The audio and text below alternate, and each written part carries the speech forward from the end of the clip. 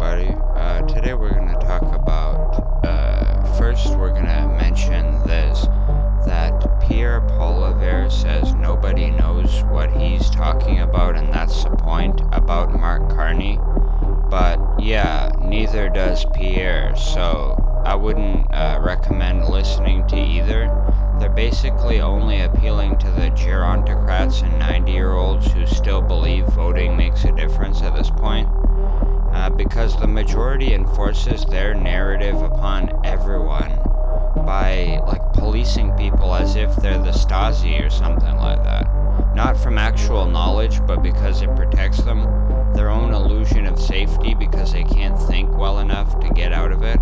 It prevents them from confronting the truth that they are disposable as well, and also it gives them someone to dominate so they feel less powerless. It's like psychosis. A collective belief projection becomes the thing that forces compliance. Yeah, the collective belief projection is what starts to reinforce the jailing. So people become their own jailers. Now that we've seen this, or analyzed that in that way, we can sort of, instead of managing the failing system, they try to medicate, pathologize, and punish people. Let's check out some stuff that's not BS.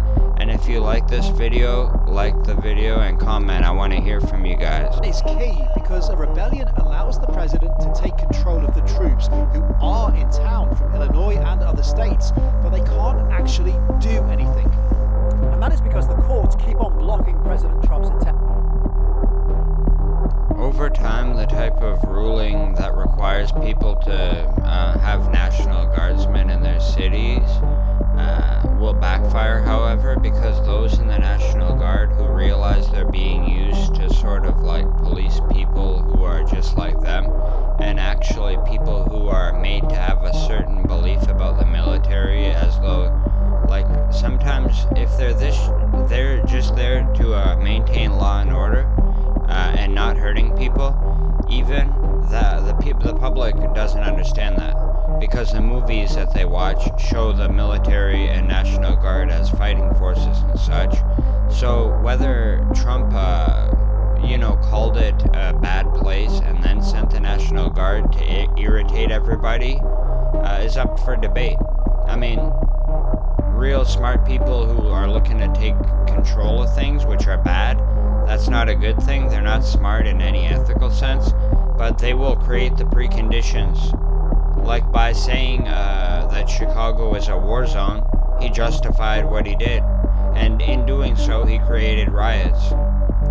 That's my opinion. It's not as simple as that, but the interactions that play out now are gonna have implications. And people who blame everyone else but never understood what responsibility was, except for when they're yelling at everyone else to get a job because they don't know anything, that's a problem, man. Thinking for yourself is better than taking orders. So let's look at what Daniel Davis has to say. He's a former lieutenant colonel, and he's in no uncertain terms talking about how the Democrats and Republicans seem to serve themselves by using each other against the people that they're supposed to serve. So when people, let's say there's a report that says, oh, the jobs report is very good, then someone who's not very bright may berate their kid into getting a job when they cannot find one, and that kid may act upon that thinking that the adult had some sense in their head and think they're not good enough and they didn't try hard enough. What I'm saying is, if you look at any monetary indicator since the 80s, the people who are telling you to work hard have never worked really hard in their life, and they made a whole lot more than we ever will. So let's check out what Daniel Davis had to say. I think he's right. Because those parties, whatever you belong to, folks, they don't give a crap about you. It's time to recognize that. Neither party cares about the people who do the same thing. Because those parties, whatever you belong to, folks, they don't give a crap about you. It's time to recognize that.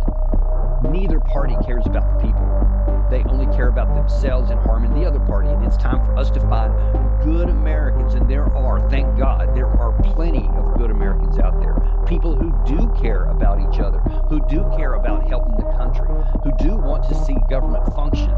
They exist. We need to elevate those people and support them. That's one of the things that we